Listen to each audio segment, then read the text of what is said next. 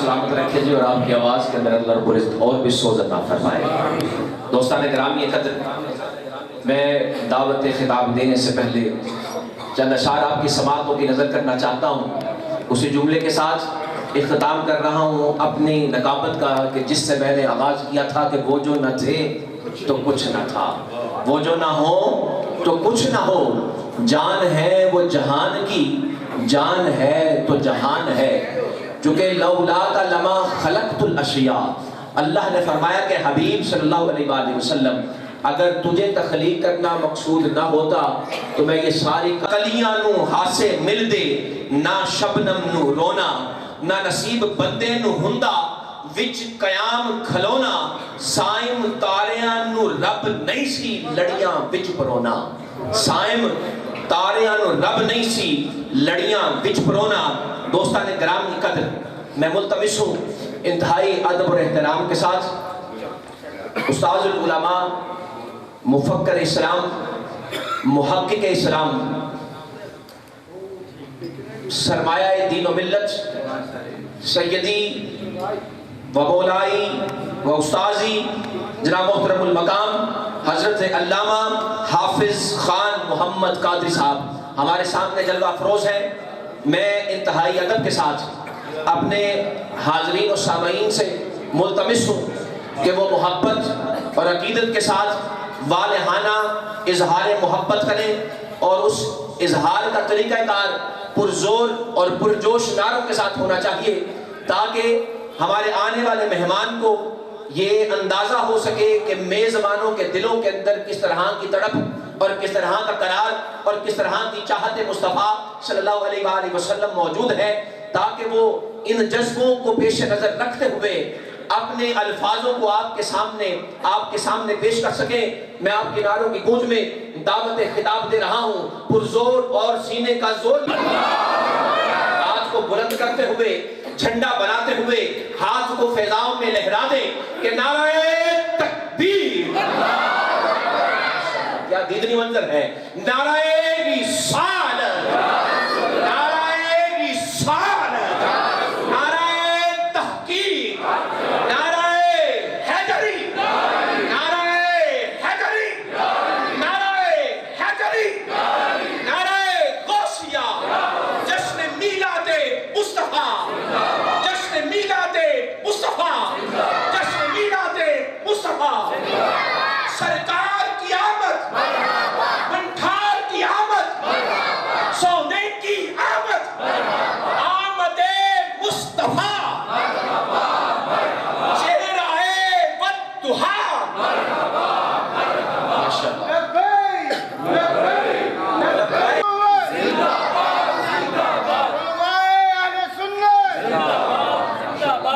آپ کی سماعتوں کی نظر قبلہ علامہ حافظ خان محمد قادری صاحب۔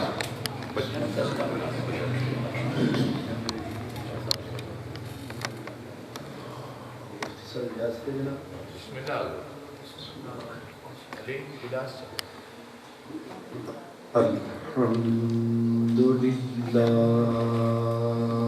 سبحان اللہ، سبحان اللہ،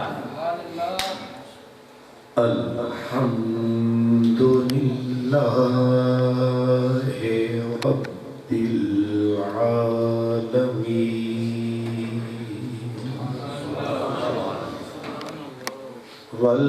والعاقبۃ للمتقین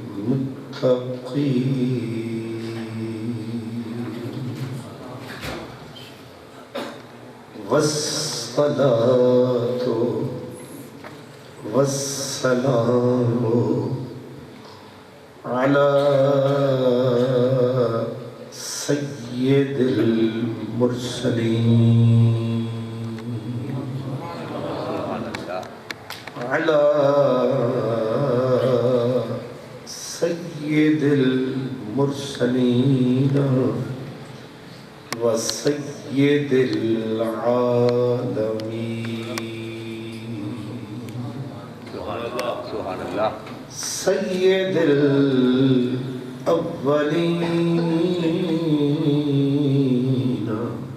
والآخرین، وعلى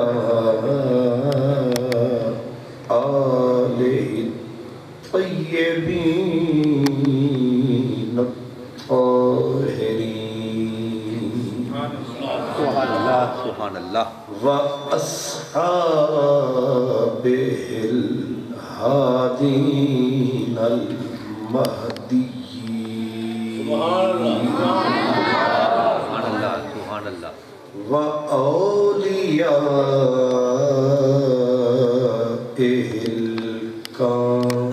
الكاملين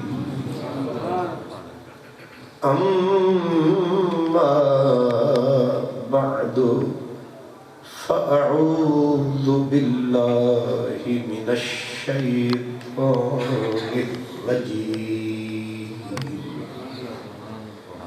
بسم الله الرحمن الرحيم سبحان الله إنا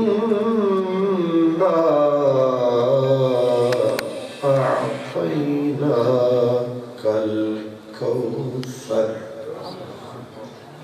صدق الله مولانا العظيم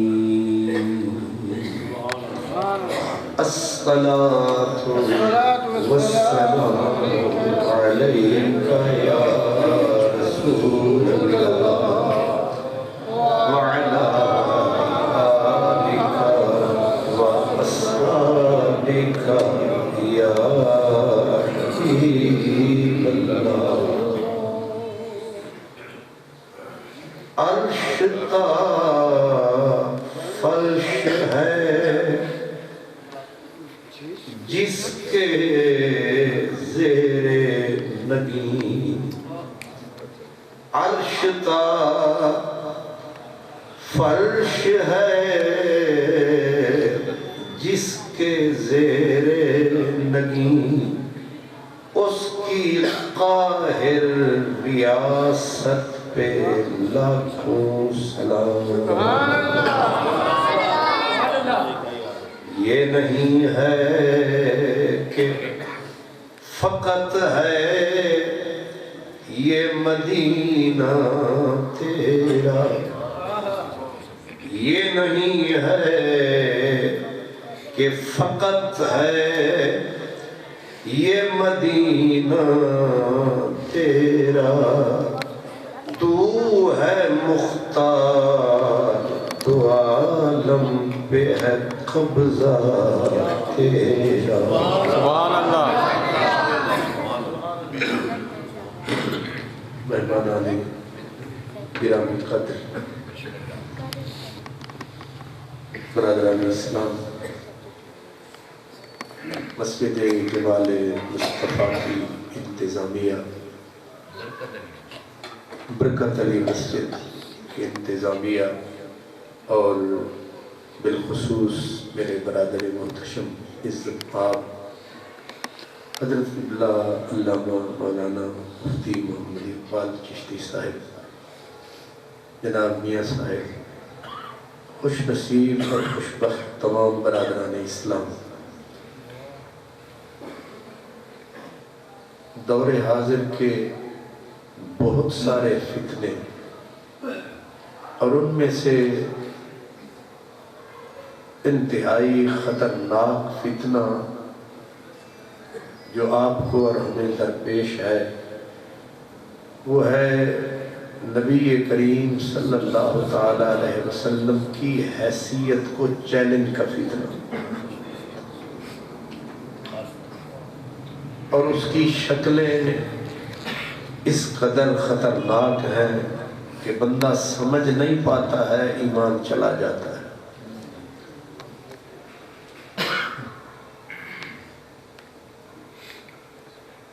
کچھ لوگ مساجد میں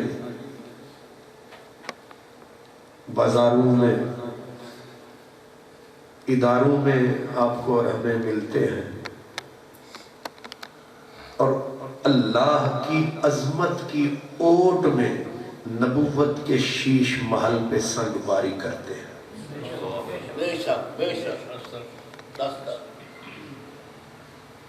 اور یہاں تک وہ کہہ جاتے ہیں کہ تم نبی کو اتنا بڑھاتے ہو، حالانکہ نبی کی حیثیت تو اللہ کے ہاں مخلوق کے لیے ڈاکیے کی سی ہے. یعنی ڈاکیہ جو ہوتا ہے ادھر سے پیغام لیتا ہے ادھر. وہ کہتے ہیں یہ ہے ساری ٹوٹل حیثیت، اور تم نے اتنی یہ حکایت بڑھا دی ہے. ہم کہتے ہیں کہ تمہیں غلط فہمی ہوئی ہے، نبی کی حیثیت ڈاکیے کی نہیں ہوتی. اسی لیے یہ لفظ خوبصورت ہے کہ پیغمبر نے فرمایا، لیکن خالی بار بار صرف ہمیں یہ شعور دیتے رہنا پیغمبر نے فرمایا. یہ پیغمبر یعنی پیغام بر، نامہ بر، خط پہنچانے والا. ہم کہتے ہیں نہیں، نبی محض نامہ بر نہیں ہے. نبی پھر کیا ہے؟ حضرت شاہ عبدالحق محدث دہلوی جو پورے بر صغیر میں خصوصاً امت میں عموماً اہل سنت والجماعت کی فکر کی نمائندہ شخصیت ہے. حدیث کی دنیا میں امام بخاری کو بر صغیر میں کوئی نہیں جانتا تھا، نہ امام مسلم کو کوئی جانتا تھا. یہ وہ شخصیت ہے جس نے ان بزرگوں کا تعارف کروایا. آپ فرماتے ہیں کہ اب اس دنیا میں ہم اگر اندھے رہے تو یہ ہمارا قصور ہے، لیکن وہ کہتے ہیں کہ دراں روز معلوم گردد کہ مقام محمدی چیست. یہ حدیث کی شرح میں انہوں نے کہا. مشکات شریف کی شرح اشیاۃ اللمعات، اس میں فارسی میں وہ لکھی تھی کیونکہ اس وقت فارسی کا چلن تھا یہاں. وہ کہتے ہیں کہ قیامت کا جب دن آئے گا، اللہ حضور کو حضور کے مقام پر جب لے جائے گا، اس دن ان اندھوں کو نظر آئے گا کہ مقام محمدی ہے کیا. سبحان اللہ، سبحان اللہ. دراں روز معلوم گردد کہ مقام محمدی چیست. اس دن پتا چلے گا کہ نبوت کا مقام کیا ہے. اگلا جملہ بڑا فکر انگیز، معنی خیز اور لطف انگیز. وہ کہتے ہیں قیامت کے دن پتا چلے گا کہ صدر و سلطان آ مجلس و معرکہ کیست. وہ کہتے ہیں قیامت کا دن آئے گا، 50,000 سال کی بزم خدا لگائے گا، باقی پوری کائنات کو شکنجا چڑھائے گا، محبوب کو مسند صدارت پہ بٹھائے گا.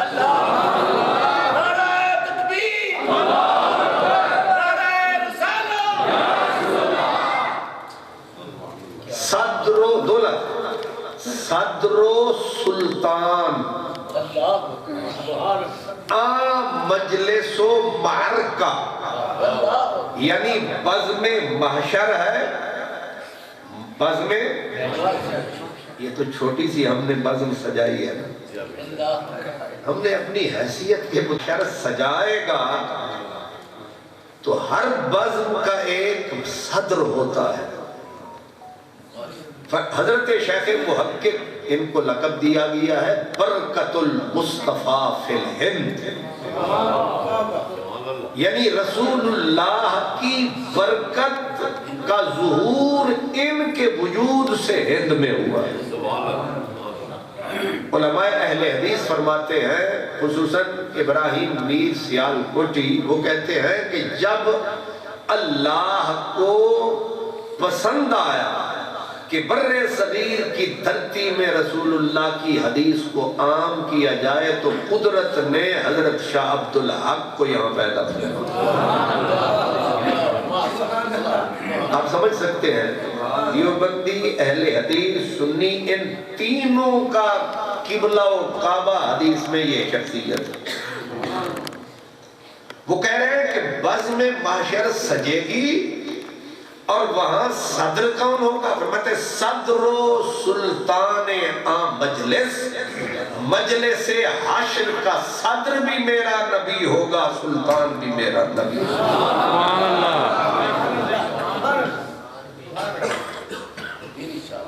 یہ تو ایک محدث کی بولی ہے جو حدیث کی شرح میں ہے۔ اب ایک فقیر کی بھی سن لیں۔ یہ جو فقیر ہوتے ہیں ان میں تعصب نہیں ہوتا، ان میں تعصب نہیں ہوتا، یہ بیماری نہیں ہوتی، یہ اندر کے کھرے ہوتے ہیں، جو بولتے ہیں من سے بولتے ہیں یا پھر سجن سے بولتے ہیں۔ اب وہ فقیر کشمیری بزرگ ہے، وہ کہتے ہیں کہ صدر، اب انہوں نے خود اپنے کلام میں کہا کہ میری بولی بے سری نہ کہی جائے، یہ کھنڈ رلائیے دودھ وچ تے میٹھا ہوندا دونا، یہ ان کا کلام ہے۔ وہ کہتے ہیں کہ بے سر جو ہے نا لگدا شیر الونا، وہ شیر انج لگدا ہے جو ایدے وچ سالن دے وچ نمک ہی نہیں پائے، اس لیے میں ہوں تو سر تو میری نہیں ہے، لیکن ان کی وصیت ہے کہ میرا کلام بے سرا نہ پڑا ہے۔ تو وہ کہتے ہیں، اب یہ تو آپ نے سن لیا، اب ان کی سنیں۔ وہ کہتے ہیں صدر نشین دیوان حشر دا، صدر نشین دیوان حشر دا، تے افسر وچ امامان، کل نبی محتاج انہاں دے، تے نفراں وانگ غلامان۔ ہے فقیر کی بولی کے نہیں؟ صدر نشین، بس لینگویج الگ ہے، لینگویج الگ ہے، تھیم ایک ہے، تھاٹ ایک ہے، سوچ ایک ہے، اپروچ ایک ہے، کیونکہ یہ قبیلہ ہی ایک ہے۔ یہ جو برے ہیں اکٹھے بھی بٹھا دو تو بولی الگ ہے۔ نیکوں کا کمال یہ ہے، ایک کو مشرق میں بٹھا دو، ایک کو مغرب میں بٹھا دو، بولی ایک ہے۔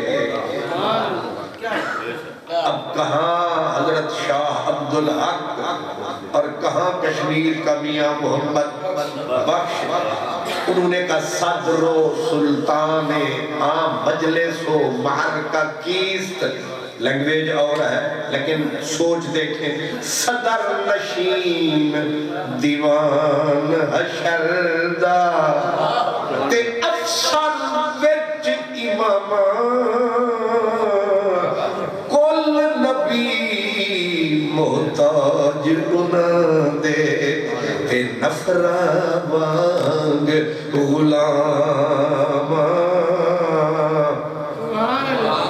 اور کہتے ہیں موسیٰ خضر، نامینیٹ کر، موسیٰ خضر نقیب انہاں دے، موسیٰ خضر نقیب انہاں دے، تے اگے بھجن راہی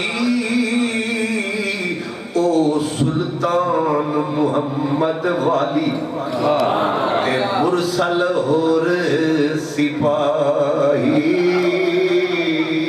تے بے سمجھانو سمجھنا آئی، انہیں پڑھ لکھ کے عمر،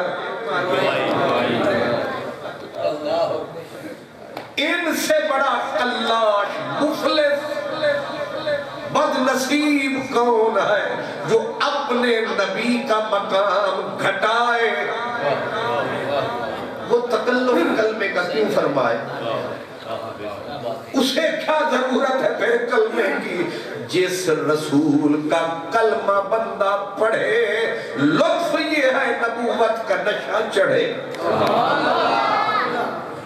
میں کہتا ہوں اگر کلمہ پڑھا ہے تو علامہ اقبال نے پڑھا، حق ادا کیا کہ مفکر کسے کہتے ہیں پڑھا لکھا. یہ پڑھے لکھے جوہلا وہ پڑھا لکھا تھا حضرت اقبال. انہوں نے تو اللہ کو عرض کرتے ہیں، بلکہ سرکار دو عالم کو کہتے تو فرمودی رہے بتہا گرفتے. سرکار آپ نے آرڈر کیا ہم مکے چلے. تو فرمودی رہے بتہا گرفتے ورنہ جز تمہارا منزل نیست. کہا سا کی لینا سی جا کے مکے اتھے رہنے نے ساڑے سکے. یہ آپ نے کعبہ بتایا بلکہ کعبہ آپ نے بنایا. نہ ہمیں رب کبھی نظر آیا نہ اس نے کبھی مکھ دکھایا. تو نے منوایا ہم نے سر جھکایا. کبھی اکیلے بیٹھ کے سوچیں کیا کسی شیخ القرآن نے رب دیکھا ہے؟ کیا کسی تھنکر آتھر سکالر نے؟ کس طرح جانا؟ اسی لیے تو کہتے ہیں نہ رب دکھائی دیتا ہے نہ رب سجھائی دیتا ہے نہ رب سمجھ میں آتا ہے نہ رب چکھا جاتا ہے نہ گھر میں رکھا جاتا ہے. مانتے تو انہی کو ہے نا انہی میں سے کچھ ہو. علامہ اقبال کہتے ہیں مان خو گرے پے کرے محسوس تھی انسان کی نظر. انسان پہ جبر تھا یہ اسے مانتا تھا جس کو یہ تکتا تھا. انسان کی فطرت تھی یہ اسے مانتا تھا جو اس کو دکھائی دیتا تھا سجھائی دیتا تھا. کم از کم جس کو یہ چھو سکے جو اس کو دکھائی دے کم از کم من سمجھ میں آئے. اقبال کہتے ہیں مولا تو خود بتا ہماری تو فطرت نیچر مجبوری تھی ہم اسے مانتے تھے جو یا سمجھ میں آئے یا دکھائی دے یا گھر رکھا جائے یا چکھا جائے. لیکن تو نہ دکھائی دے نہ سجھائی دے نہ سمجھ میں آئے نہ عقل میں آئے. تو 10 بندہ جائے تو کہاں جائے؟ تجھے کیسے مانے ہم؟ خو گرے پے کرے محسوس تھی انسان کی نظر. مانتا پھر کوئی ان دیکھے خدا کو کیوں کر. مانتا پھر کوئی یہ جو چوکھے توحید جن کو چڑھی ہوئی ہے کوئی ایک جماعت ہمیں بتائے کہ رب کو مانا تم نے کیسے. ہمیں سمجھائے نا رب کو تم نے جانا کیسے ہے. تمہیں کہاں ملا ہے؟ کس مقام پہ تم نے دیکھا رب کو؟ رب نے تو اس کائنات میں سوائے ایک ہستی کے کسی کو منہ ہی نہیں دکھا.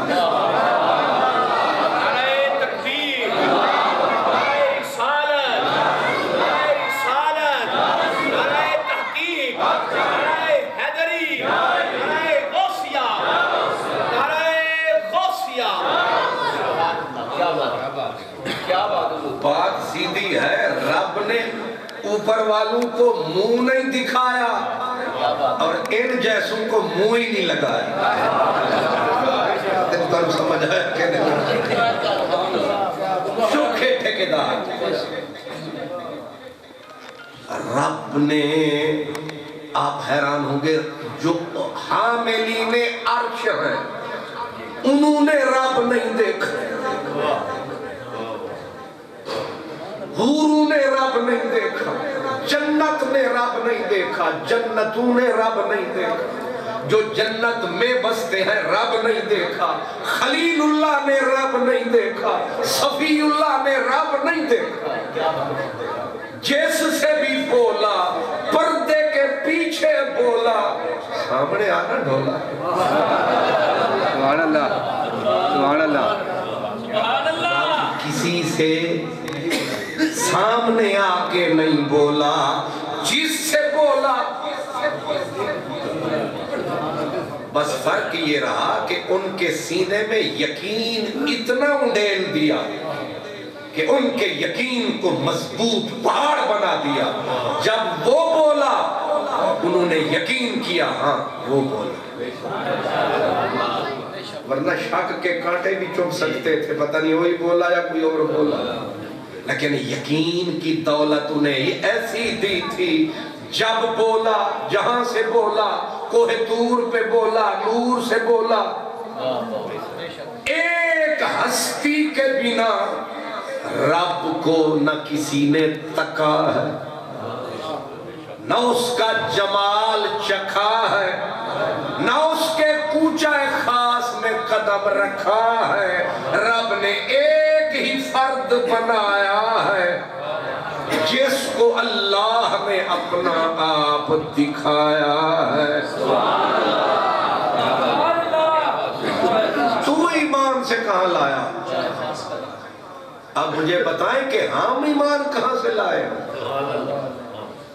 اس لیے حضرت شاہ عبدالحق نے کیا کہا کہ حضور کی حیثیت یہاں تو شاید تمہیں سمجھ آئی کہ نہ آئی، وہاں ضرور آئے گی۔ یہاں کیونکہ تمہیں کھول دی ہے، جیسے سوچتے ہو سوچو، وہاں اس نے زبانوں پہ چڑھا دینے ہیں تالے، اليوم نختم علی افواہہم، اور کپڑے اتار لے گا، ننگا کر کے کھڑا کر دے گا۔ کیونکہ بلا علامہ صاحب قرآن مجید حدیث دونوں کا فیصلہ ہے کہ جب قبروں سے اٹھائے گا ایک لیر بھی کسی تن پہ نہیں ہوگی، تیری حیثیت یہ ہوگی، پھر تجھے پتا چلے گا میرے نبی کا مقام۔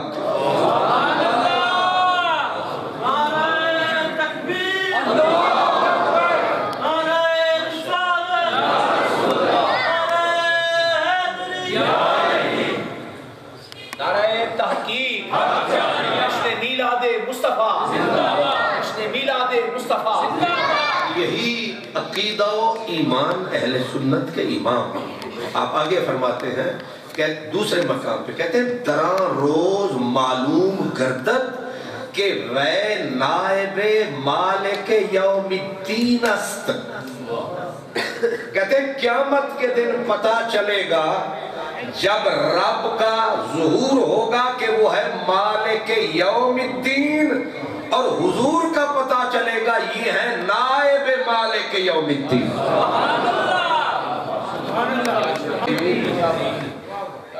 یہ بھی بڑی عجیب اشارہ، بڑا کمال ہے۔ ہم پڑھتے ہیں الحمدللہ رب العالمین الرحمن الرحیم مالک یوم الدین۔ مالک ہے، اس کو یوں کا تو رکھ لیں، مالک ہے روز جزا یا حساب کتاب کے دن کا۔ تھوڑے کو کوئی پوچھ لمے کہ یہ مالک ہے روز جزا یا حساب کتاب کے دن کا، آج کا مالک کون ہے؟ ادھے بھی تے بولی، ادھے بھی تے مالک یوم الدنیا تو نہیں ہے نا، یوم الدین ہے کہ وہ روز جزا کا مالک ہے۔ اگر ادھر کا مالک ہے، ادھر کا کون ہے؟ پھنس گئے نا، آگئی جان شکنجے اندر جی میں پھیلنے دے وچ گنا، رو نو آکھو ہن رو محمد اج روے تے مننا۔ کوئی یہیں گھٹنے ٹیک کے بیٹھ جائے کہ میں دیتا من ساجب قرآن تو ثابت کر۔ قرآن کہتا ہے مالک یوم الدین، رب مالک ہے مگر او یوم حساب کا مالک ہے، ہون دے سی آپ نہیں۔ مالک تب کا بھی وہی ہے، مالک اب کا بھی وہی ہے، لیکن خاص اعلان تب کا کیوں ہے، اب کا کیوں نہیں؟ فرمایا اب تو چھوٹے چھوٹے ملک ہیں۔ کتے ملکہ دے ہوتے نہ زیادہ پہلے یہاں چھوٹے چھوٹے، چلو سعودی عرب والوں کو ملک عبداللہ، ملک فہد ہے کہ نہیں؟ پورے زور سے کہتے ملک فلاں ملک فلاں۔ رب کہتا ہے دنیا میں تو بے حساب بے شمار ملک ہیں، لیکن تمہیں پتا چلے گا حشر کو کہ مالک کون ہے۔ اس دن صدا گونجے گی لمن الملک اليوم، اب بولو مالک تم ہو یا میں۔ اسی طرح قیامت کو رب پکڑ کے جکڑ کے کہے گا اب بتاؤ میرے نبی کا مقام کیا ہے، مجھے بھی پہچانو، میرے نائب کو بھی جانو، او دنیا کے نادانو۔ نعرہ تکبیر، نعرہ رسالت، نعرہ حیدری۔ اللہ یہاں یہ اشارہ کھل کے، بلکہ ایک اور فقیر تھے، وہ تھے دریائے راوی کے کنارے، وہ کہا کرتے تھے بے بات کیا پوچھ دیں، سخی ہی کو الف آہا، وہ دن ہے تے کلئی سی، سخی ہی کو الف آہا، ہم گھت آیا، قیامت کے دن پتا چلے گا کیا وہ یار کلو کڑی رات والا اج ویس وٹا کے وط آیا، اتمیم دا برقع پا کے تے زلف دا گھونگھٹ گھت آیا، علی حیدر شاہ وہ یار سنا اج احمد ہو کر وط آیا۔ اور علم و فن کا شہنشاہ، نبی کے در کا سچا سچا گدا، نام تھا حضرت احمد رضا، انہوں نے بھی یہی کہا۔ وہ کہتے ہیں عرش حق ہے مسند رفعت رسول اللہ کی، دیکھنی ہے حشر میں عزت رسول اللہ کی۔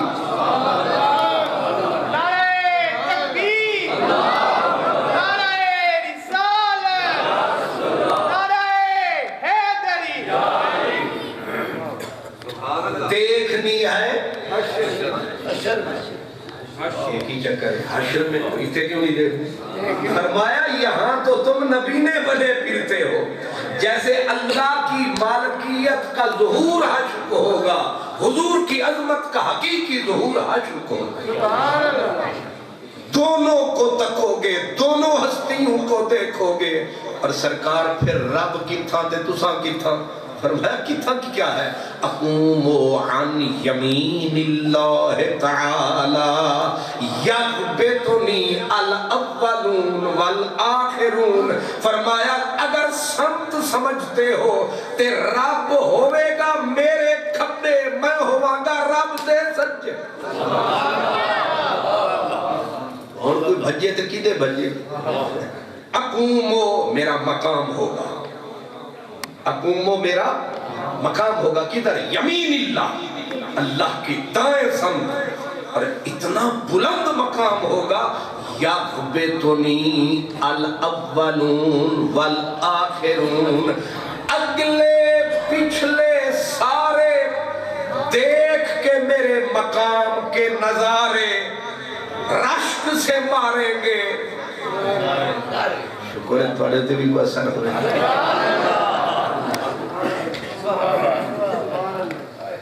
اگلے پچھلے سارے دیکھ کے میرے مقام کے نظارے ماریں گے۔ یوسف جیسے لوگ بھی انگلیاں دانتوں میں رکھ کے، جس یوسف کے حسن کی کائنات میں مثال، جب وہ دیکھے گا میرے نبی کا جمال۔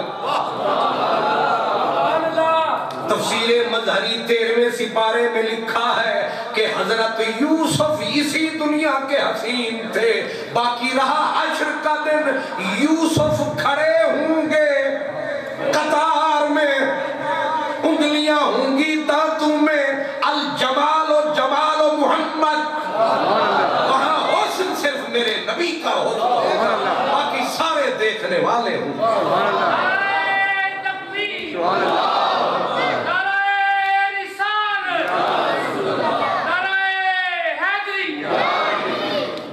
الحسن حسن محمد والجمال जमाल जमाल मुहम्मद सोना रब एक कोई उस दिन विखाना है क्योंकि कोई दूजा होवे ते लोग आखण के चलो ये भी तक लगी ते रब ने आखना किसी होर पासे तनु तकण ही नहीं देना किसी होर पासे तनु चखण ही नहीं देना ये हलवे होवे दो किस्म दे सामने स्टेज दे उत्ते मियां साहब पकावन और इन्ना कदों पका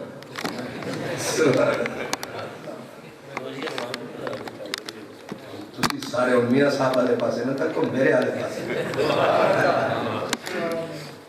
ਅਸੀਂ ਵੇਖ ਲਿਓ ਤਿਆਰ ਵੀ ਹੈ अल्लाह तो अगर डिशें दो आ जाए ना तो बंदे की तबीयत फट जाती है ये भी खा लवा ते थोड़ा जा जगह बचा लवा फिर उदे भी जा लवा इसलिए समझदार लोग जो होते हैं वो डिश वन डिश ताकि तबीयत न दाएं जाए ना बाएं जाए रब ने हुस्न की डिश क़यामत में एक ही रखनी है ताकि मेरी नजर भी उसी पे रहे तुम्हारी नजर भी उसी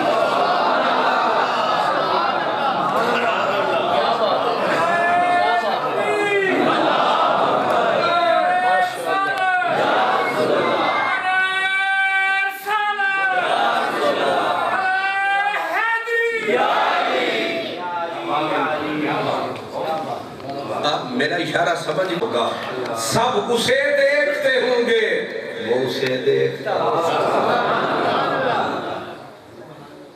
हुस्न सिर्फ मेरे नबी का हुस्न जमाल सिर्फ मेरे नबी का जमाल होगा बाकी रहा यूसुफ अलैहिस्सलाम फरमाया उन्हां दा सौदा इत्थे विक गया उस बाजार दे विच कीए वाह खड़ी वाले बाबे कश्मीरी वाह वो कहते हैं हुस्न बाजार ओ दे 100 यूसुफ एक एक लफ्ज नु तोलना हुस्न बाजार ओ दे यानी मेरे नबी दे बाजार हुस्न दे विच यूसुफ दा मकाम किए फरमाते हुस्न बाजार ओ दे एक नहीं 100 यूसुफ हुस्न बाजार ओदे 100 यूसुफ ते पर्दे हो विकांदे